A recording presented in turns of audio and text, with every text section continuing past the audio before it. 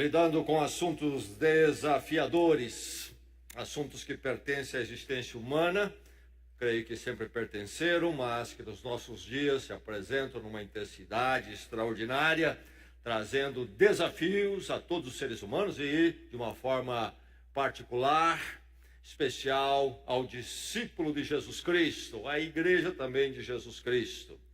Vamos pensar um pouco mais sobre este tema geral, focando em um outro assunto desafiador.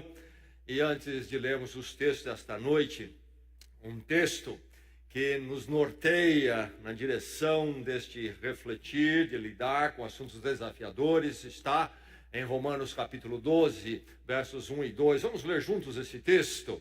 Leia comigo. Portanto, irmãos, rogo-lhes pelas misericórdias de Deus, que se ofereçam em sacrifício vivo, santo e agradável a Deus. Este é o culto racional de vocês. Não se amoldem ao padrão deste mundo, mas transformem-se pela renovação da sua mente, para que sejam capazes de experimentar e comprovar a boa, agradável e perfeita vontade de Deus. Estamos diante do padrão deste mundo, nos assuntos desafiadores. E diante do padrão do mundo e dos assuntos, precisamos da renovação da nossa mente, segundo a verdade de Deus. Texto da palavra de Deus para esta noite, para o seu coração, primeiro em Gênesis, primeiro livro da Bíblia, Gênesis capítulo 1. Gênesis capítulo 1, texto que nos remete à criação, à origem.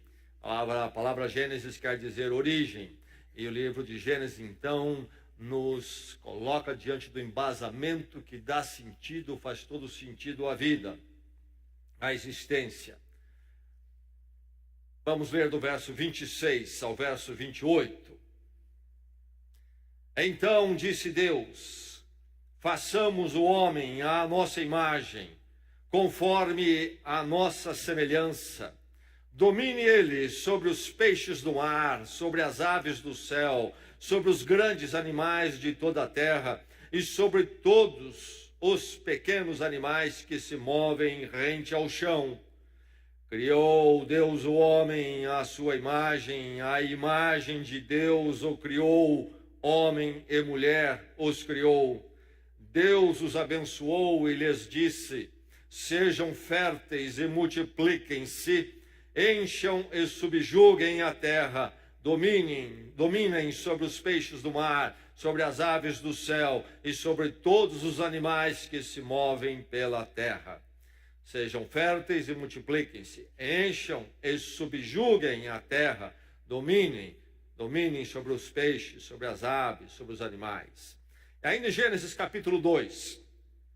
Gênesis capítulo 2. Gênesis capítulo 2 é um novo relato da criação, mas tocando em detalhes do que acontece no capítulo 1, expandindo alguns daqueles aspectos. Do verso 4 ao verso 15, nosso foco. Esta é a história das origens dos céus e da terra no tempo em que foram criados. Quando o Senhor Deus fez a terra e os céus, ainda não tinha brotado nenhum arbusto no campo, nenhuma planta havia germinado, porque o Senhor Deus ainda não tinha feito chover sobre a terra e também não havia homem para cultivar o solo.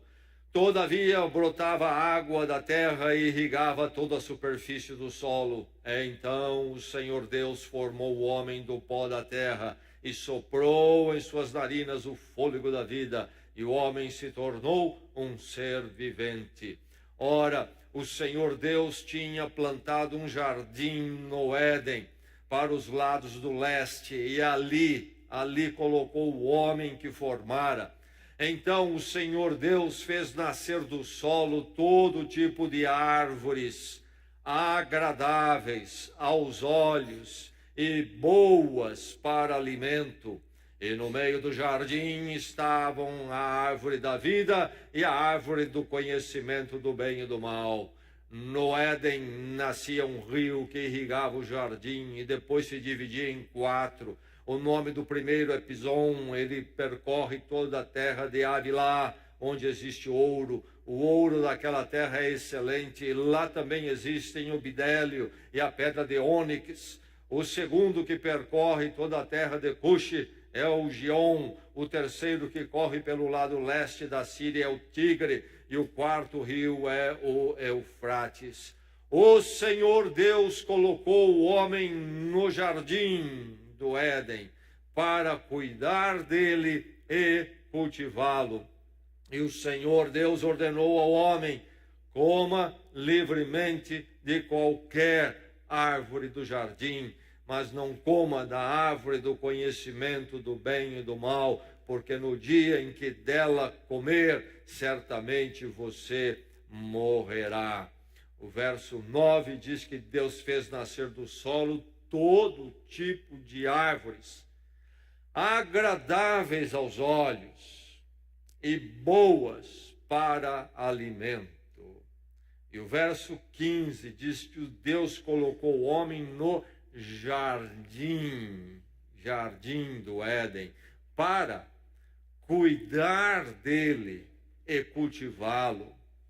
E o Senhor Deus ordenou ao homem: coma livremente de qualquer árvore do jardim, exceto as duas outras árvores do conhecimento do bem e do mal. Não deveriam comer a árvore da vida. Indo mais à frente, o livro de Salmos. Basicamente, no meio das Escrituras, o grande livro de Salmos, quero ler no Salmo 24. Salmo 24. Livro de Salmos, livro das orações e dos cânticos do povo de Deus no Velho Testamento. Então, Salmo 24, um desses cânticos, e aqui um dos cânticos de adoração e reconhecimento de Deus. E olhando então apenas verso 1 e verso 2 do Salmo 24, olha o cântico: do Senhor é a terra e tudo o que nela existe, o mundo e os que nele vivem, pois foi ele quem fundou sobre os mares e firmou-a sobre as águas. Do Senhor é a terra e tudo o que nela existe, e o mundo e os que nele vivem. Então, finalmente, no Novo Testamento, Romanos capítulo 8. Mateus, Marcos, Lucas, João, Atos, Romanos. Carta do apóstolo Paulo à igreja em Roma, uma carta apostólica. Vamos ler no capítulo 8. Romanos 8, lendo do verso 18 até o verso 25. Lembrando, Romanos é o grande tratado teológico, onde o apóstolo Paulo expande, então, aí no Novo Testamento, o que é o Evangelho, a obra de Deus em Cristo, por que ela foi feita, como ela foi feita, quais são os resultados e consequências. E aqui, então, temos como parte do cantar do Evangelho, da obra de Deus em Cristo, esse texto que vamos ler aqui. Vamos lembrar, então, que esse texto se refere à redenção de Deus em Cristo, a obra de Deus em Cristo neste mundo. Ouça a palavra de Deus, receba a palavra do Senhor, diz assim o verso 18. Considero que os nossos sofrimentos atuais não podem ser comparados com a glória que em nós será revelada. A natureza criada aguarda com grande expectativa que os filhos de Deus sejam revelados, pois ela foi submetida à inutilidade, não pela sua própria escolha, mas por causa da vontade daquele que a sujeitou, na esperança de que a própria natureza criada será libertada da escravidão da decadência em que se encontra, recebendo a gloriosa liberdade dos filhos de Deus. Sabemos que toda a natureza criada geme até agora, como em dores de parto. E não só isso, mas nós mesmos, que temos os primeiros frutos do Espírito, gememos interiormente, esperando ansiosamente nossa adoção como filhos, a redenção do nosso corpo, pois nessa esperança fomos salvos, mas a esperança que se vê não é esperança. Quem espera por aquilo que está vendo? Mas se esperamos o que ainda não vemos, aguardamo-lo pacientemente. O verso 19 diz que a natureza criada aguarda com grande expectativa que os filhos de Deus sejam revelados, pois ela, a natureza, foi submetida à inutilidade, não pela sua própria escolha. E o verso 22 diz: sabemos que toda a natureza criada geme até agora, como em dores de parto. E a ele faz um paralelo em seguida no verso 23, que nós somos os primeiros frutos do Espírito, temos os primeiros frutos do Espírito Santo, que aplica a nós, aplicou a nós a obra de Deus em Cristo, nos resgatando. Gememos interiormente ainda, aguardando então a libertação deste mundo pecaminoso e cruel. E a natureza, da mesma forma, diz ele, caminha num paralelo semelhante, aguardando a redenção. Esta é a palavra do Senhor.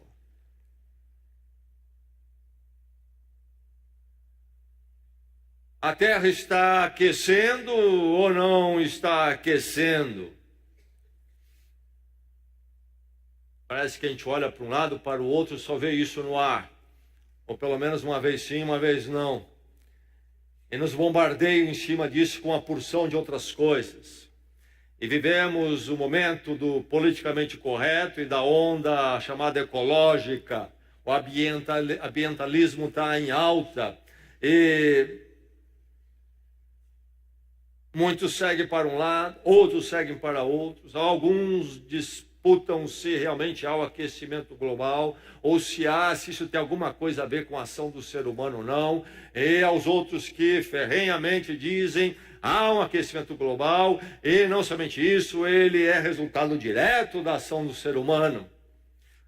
Teses, questões aí que estão em grande discussão, e algumas delas pertencem a campos que não pertencem a nós, não somos preparados para esses campos, não vivemos nesta área da ciência. Mas a verdade é que, quando nós somos deparados com esse debate, essa mensagem de ecologia, nós, como crentes em Cristo Jesus, precisamos entender o que está acontecendo e como nós, discípulos de Cristo, Igreja de Jesus Cristo, devemos olhar tudo o que se diz por aí, tudo o que se propõe, tudo o que se faz, e como que as pessoas estão sendo afetadas por isso, e entendermos então, a partir da palavra de Deus, como nos posicionar, o que fazer ou até não fazer. Mas quando nós lemos a palavra de Deus nesta noite, deixe-me dizer a você: desfrute reverentemente da natureza. Diante de tudo o que está sendo dito, e olhando a palavra de Deus, a mensagem para o seu coração, a luz para o seu caminho, a inspiração para a sua mente, enquanto vive nesses dias, é esta: desfrute reverentemente da natureza. Desfrute com reverência à natureza, mas rejeitando a ecologia mística. Isto mesmo, ecologia mística. É preciso rejeitar essa ecologia mística que está no ar. Grande parte da conversa sobre a ecologia é algo que se move a partir de uma metafísica, um entendimento da realidade que está por detrás de todo este mundo físico. E qual é o entendimento metafísico que move grande parte dessas conversas ecológicas? É que a Terra é um sistema orgânico, e até aí podemos caminhar com isto. Sabemos que há toda uma simbiose, interação sobre tudo que existe no mundo. Mas vão mais longe. Dizem que a Terra é um sistema orgânico, mas uma unidade metafísica. Há uma mística que une tudo isto aí.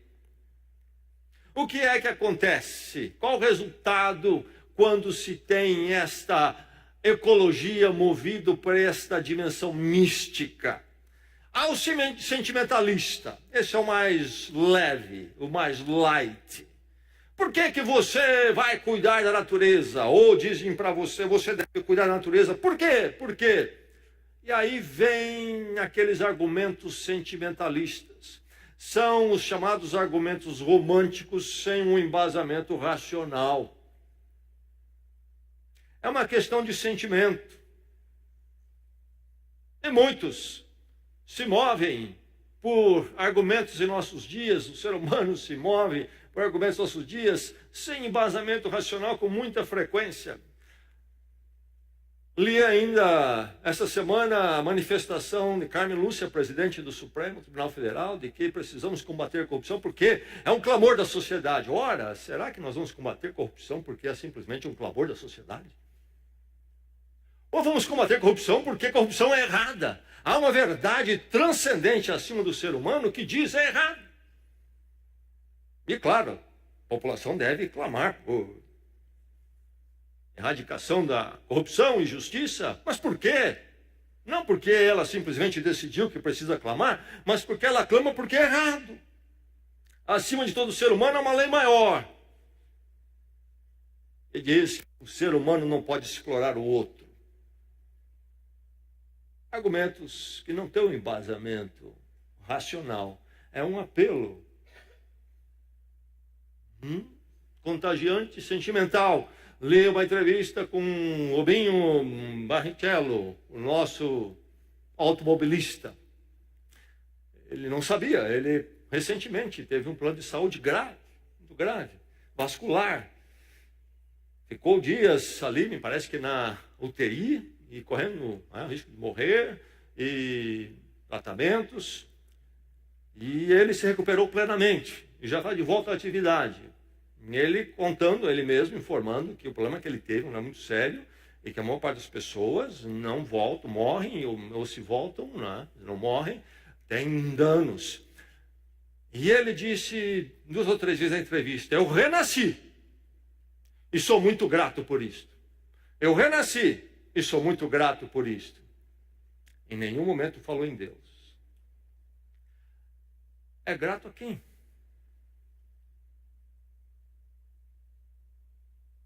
Aos tratamentos, ele mesmo reconhece que os tratamentos poderiam dar certo, e na maior parte das pessoas não tem sucesso.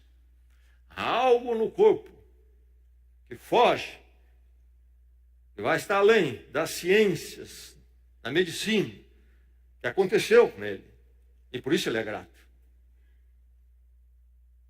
O ser humano olha para cá e para lá, quer ser grato, e não tem que ser grato. Tem que ser a Deus. Bem, aí está as coisas que estão embutidas no ar sempre, o ser humano vivendo sem uma racionalidade, um embasamento. É a ecologia a mesma coisa, falta embasamento. Por que que eu devo cuidar, então, da ecologia, ser alguém que olha pela natureza? Porque ela é bonita. Eu preciso de mais razão do que isto. A beleza da natureza, mesmo que eu não venha negá-la, não me impõe nenhum dever. Sabe por que algo é belo, eu sou obrigado a cuidar daquilo ali. Outros diriam, você precisa pensar nas gerações futuras. Por que eu tenho alguma obrigação com gerações futuras? E se eu não quiser ter obrigação com gerações futuras? Eu vou viver muito bem, vou usar a natureza, vou até explorar, até abusar um pouco, e as gerações futuras é que se virem. Eu sou desse princípio, cada um por si. Você está errado. Estou errado por quê? O fato de você ter a opinião que eu estou errado é tão boa quanto a minha de que eu não estou errado. Cada um fica com a sua.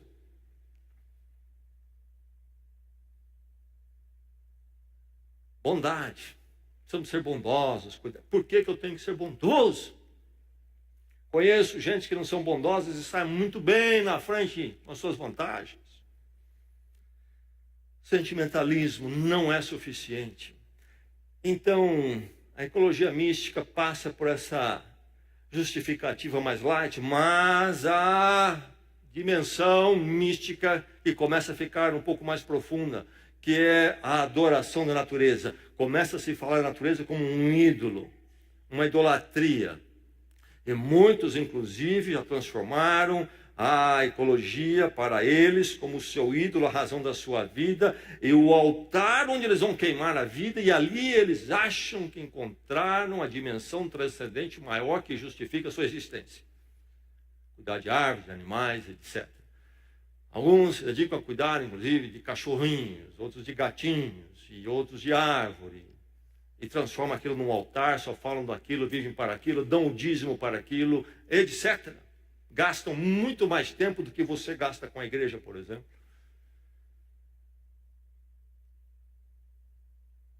A ecologia, a natureza se transforma num ídolo, num Deus, em cujo altar eu queimo a minha vida. Rejeite essa ecologia mística, mas ainda há uma outra versão mais complicada, e que é o que está mais influenciando a sociedade ocidental, a nossa também no Brasil, na mídia. A ecologia mística da unidade, o pensamento panteísta, Deus é tudo, tudo é Deus. Aparece às vezes a palavra Gaia, muitos falam na terra Gaia, que esta unidade orgânica, sim, esse sistema orgânico, sim, mas por detrás uma unidade mística, e nós fazemos parte desse todo. Uma visão que vem do hinduísmo, também adotado pelo budismo, essa cosmovisão panteísta, se é na forma de um Deus, tudo é um Deus, ou na forma do budismo original que Buda realmente propôs, sem ideia de divindade, mas apenas uma realidade metafísica, somos todos uma coisa só, e as nossas diversidades, separações, um estado de imperfeição, a grande luta é voltarmos a ser um só e desaparecermos enquanto individualidade. Esse é o grande futuro e o anseio espiritual que devem nos dominar. E aí estamos nós nesta terra, então nós somos todos irmãos, ela é nossa mãe, e esses palavreados surgem, estão no ar, mas refletindo uma visão panteísta, Deus é tudo, tudo é Deus. Por isso nós cuidamos então das árvores, dos macaquinhos, dos cachorrinhos, etc. Rejeite a ecologia mística, lendo a palavra de Deus, que nos fala da criação. Nós sabemos, mais que haja uma interação biológica e até física na criação de Deus, ela é uma criação que não é divina e nem tem em si uma unidade transcendente espiritual mística. Não é o fim das coisas da nossa existência. Desfrute então com reverência da natureza, rejeitando a ecologia mística. Desfrute com reverência da natureza, discernindo a ecologia vicária. O que é vicário? Vicário é a palavra que significa a substituição, e a palavra então usada teologicamente para falar da morte de Jesus Cristo. Cristo se deu na cruz vicariamente, isto é, ele tomou o lugar do ser humano ali na cruz, na condenação. A salvação do ser humano, a redenção do ser humano e tudo mais, passa pela obra vicária de Jesus Cristo, passa por ele ter assumido a penalidade, a condenação e então conquistado o perdão gracioso. A obra de Cristo vicária, ecologia vicária.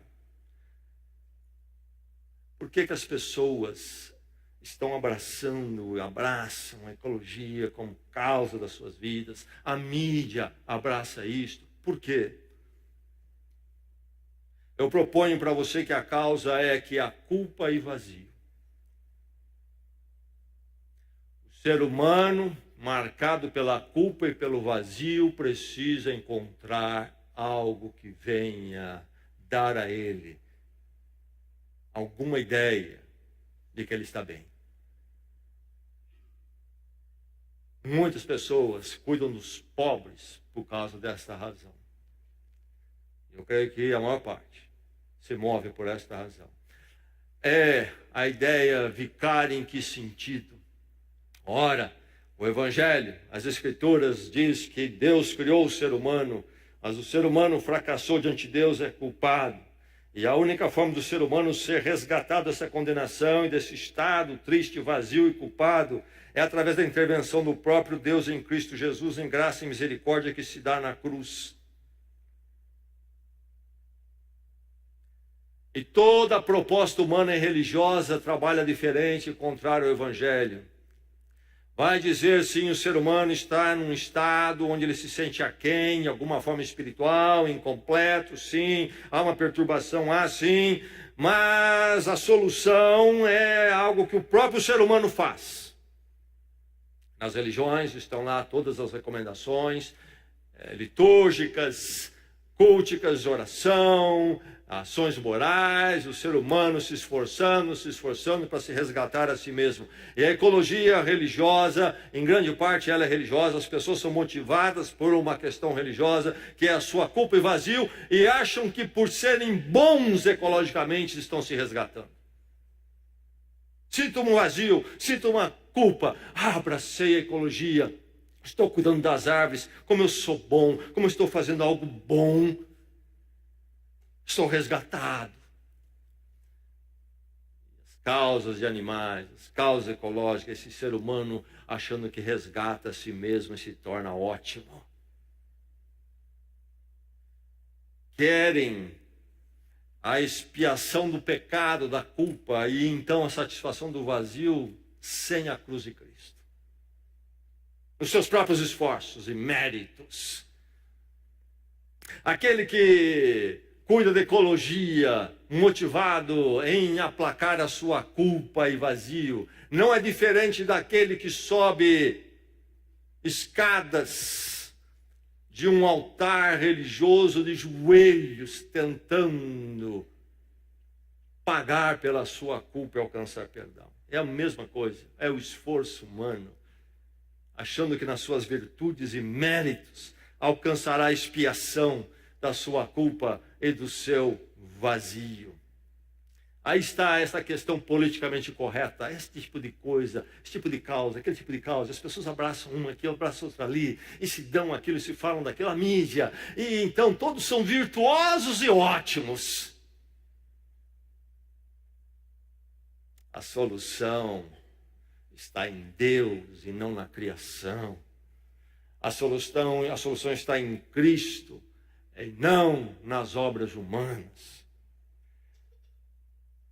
Então, desfrute com reverência da natureza, discernindo a ecologia vicária, e rejeite isto, que você nunca seja movido para a preocupação ecológica por uma motivação vicária. Estou fazendo isso, eu me sinto melhor. Se alguém vai se sentir melhor, é por causa da obra de Deus em Cristo Jesus, na cruz.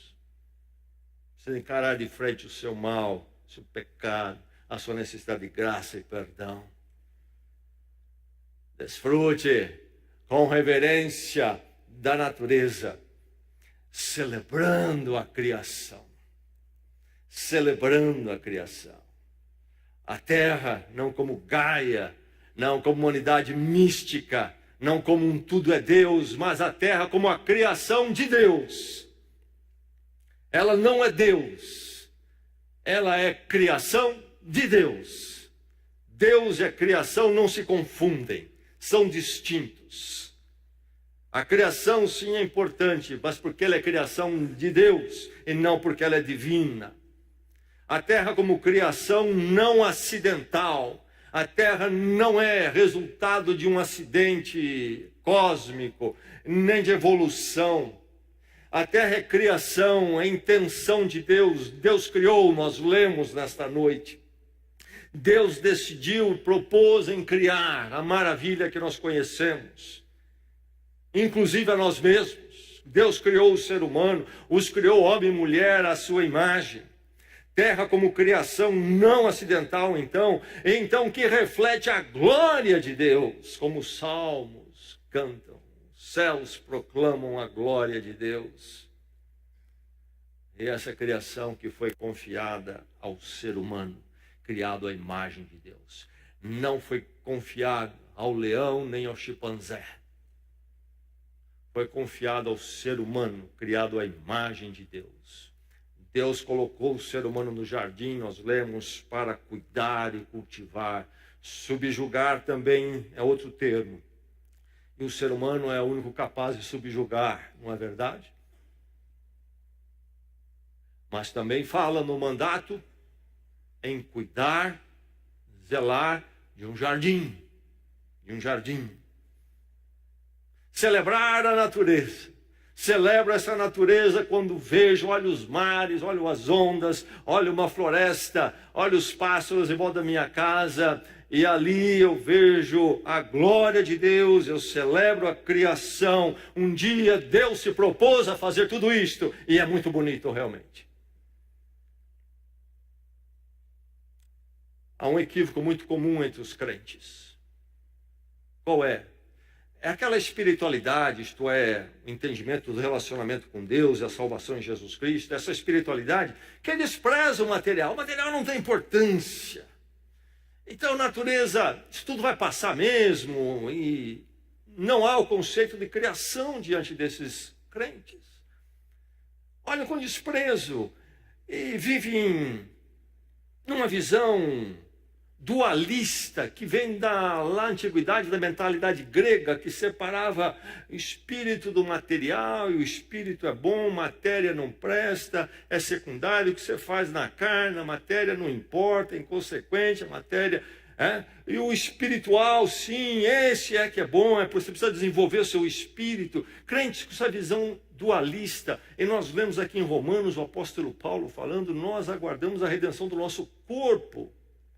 Em 1 Coríntios ele fala do nosso corpo futuro glorificado, não é esse mesmo, mas há um redimir desse corpo numa forma glorificada que não pertence às limitações e às consequências do pecado neste mundo. E crentes então equivocadamente com esta visão, que não é a visão bíblica. A matéria, meu irmão, é a criação de Deus. E o que está aí é criação de Deus. Não é qualquer coisa. É coisa muito importante que Deus criou. A abordagem equivocada, então. Qual é o acerto? Qual é a forma correta? Glorificar a Deus cuidando da criação dele. Olharmos a criação, a natureza e tudo que nos foi dado para cuidarmos, até subjugar, como criação de Deus. E algo que glorifica a Deus. Deus criou para a sua glória. A visão bíblica que temos que adotar em Cristo é a visão de mordomo. E esse é um termo que precisa uma pequenina explicação, porque é bem possível, com a distorção que ganhou no Brasil alguns anos atrás, a gente entende errado. A ideia de mordomo ligada à mordomia tem uma conotação aí no Brasil, não é? É muito ruim, mas eu estou falando de mordomo no sentido original da palavra, uma figura muito comum, foi mais comum no passado, ainda na Inglaterra, e você deve ter visto em filmes, lido em livros. Quem é o mordomo? Lá está este senhor, membro da aristocracia inglesa. Ele tem um pequeno castelo, quem sabe, uma mansão, propriedade grande, e ele tem um mordomo.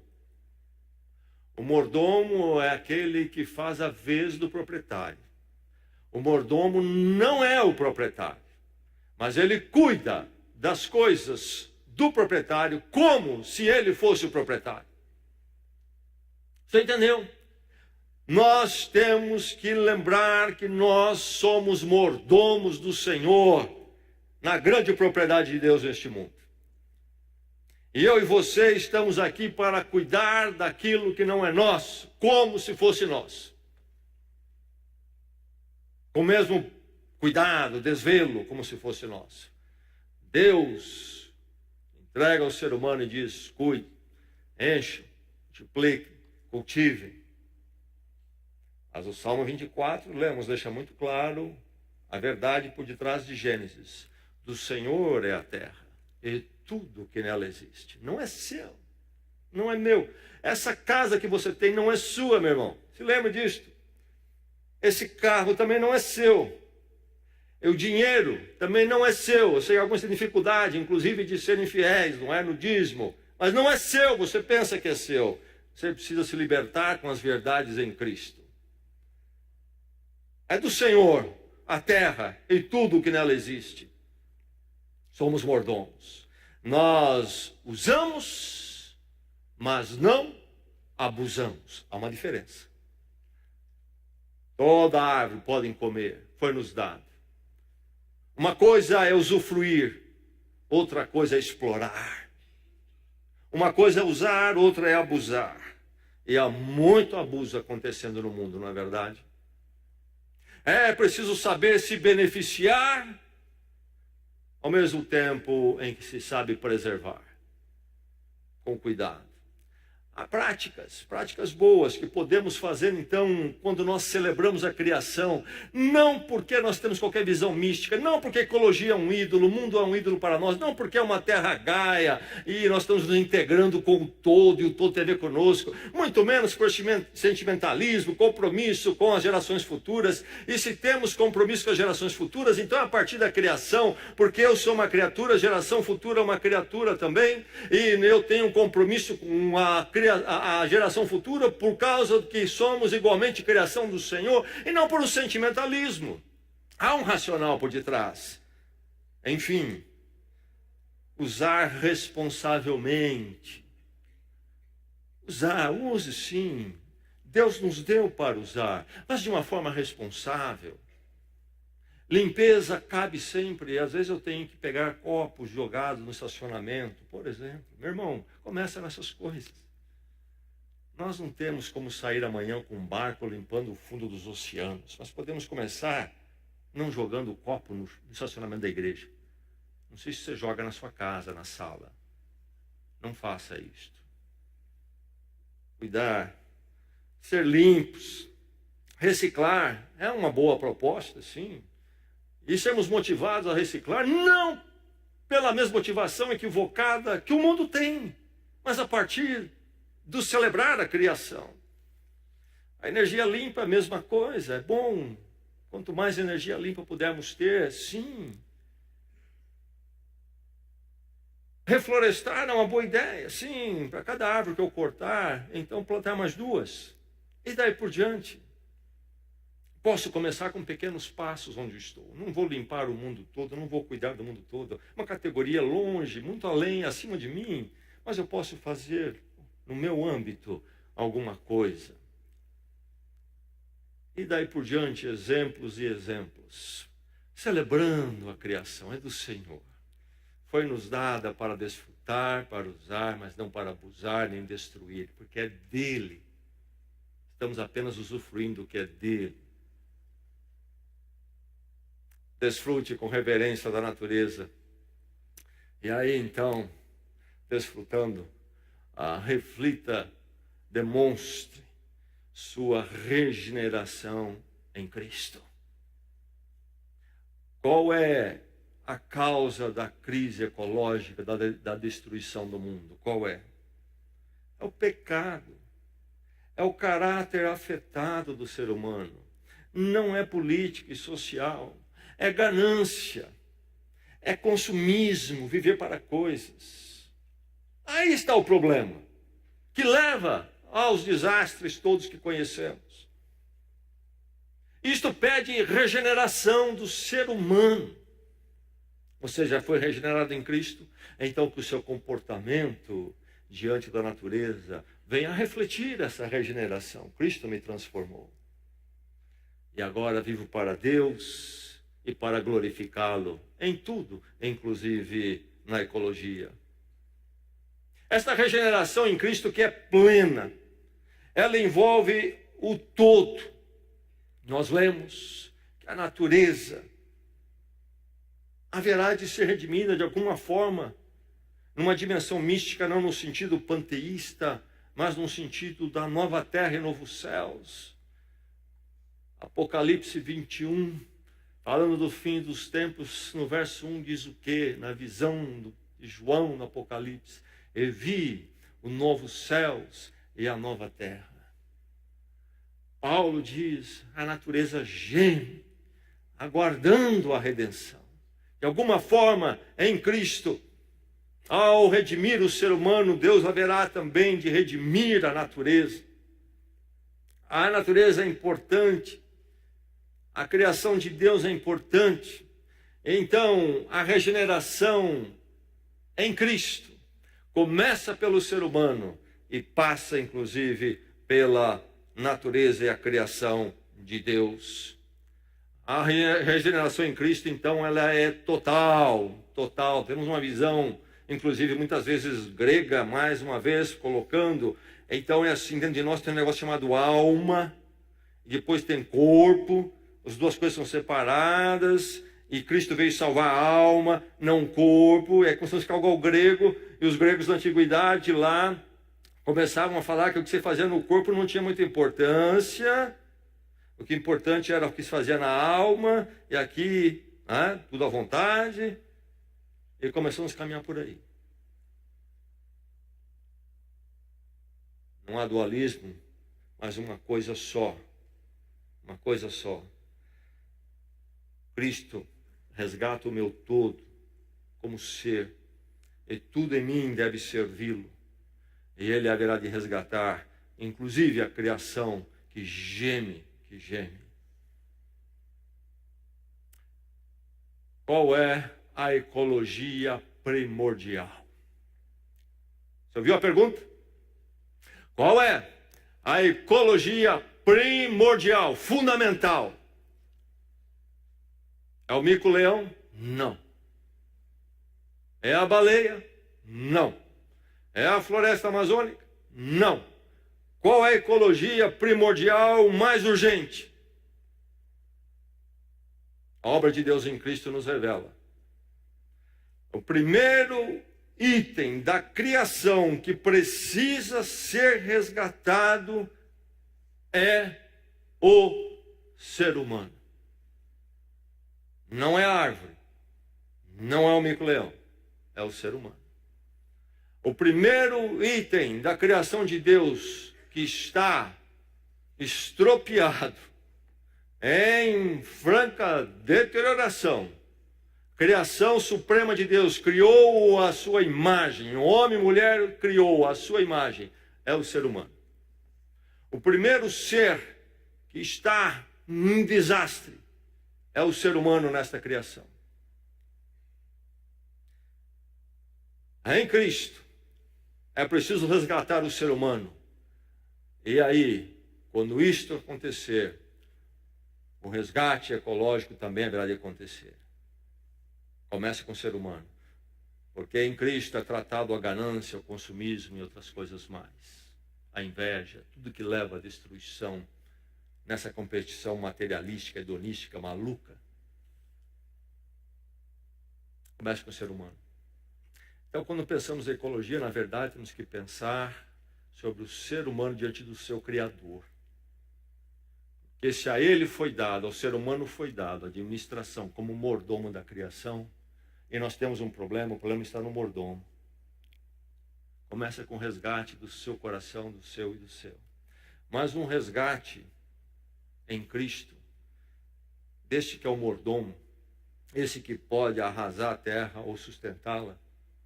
Deus deu esse poder, essa capacidade ao ser humano. Um resgate do ser humano holístico, do todo dele. Quantos não marcham para salvar o mico-leão e em casa tem um péssimo matrimônio? Ecologia vicária. Tentar aplacar isso com o mico-leão. Mas em Cristo vem o resgate do coração do ser humano, todo do ser humano, a família do ser humano e aí a criação do Senhor também. E a questão é esta, ecológica, nesta noite. Você é uma criação em deterioração ou resgatada em Cristo Jesus? Como é que está a sua vida, a sua existência? A culpa, os caminhos errados, o vazio, falta um propósito, significado que justifique a minha existência. Sinto esse vazio, corro daqui para lá querendo preencher. Como é que está? A ecologia de Cristo na cruz começa com você. Com você. Resgatá-lo, criado à imagem, semelhança de Deus. Tremendo jardim que o diabo estragou. Mas que Deus em Cristo traz de volta o que deveria ser. E faz algo novo na sua vida. Faz algo novo na sua vida. E nesta noite, a graça de Deus em Cristo regenere o seu ser. Você reconheça a sua necessidade de Deus. Necessidade de perdão que só pode ser conseguido então através da cruz. Cristo morreu por mim, sou pecador. Perdoa-me, Senhor, recebe-me. E chega a sua vida a transformação, que muda o seu ser e muda a sua ação no mundo com todas as coisas. A começar a sua vida, a sua casa e depois mundo afora. Que nesta noite você possa desfrutar com reverência da natureza, mas na regeneração em Cristo que começa na sua vida. Convido você para orar nesse instante, pensar sobre você mesmo.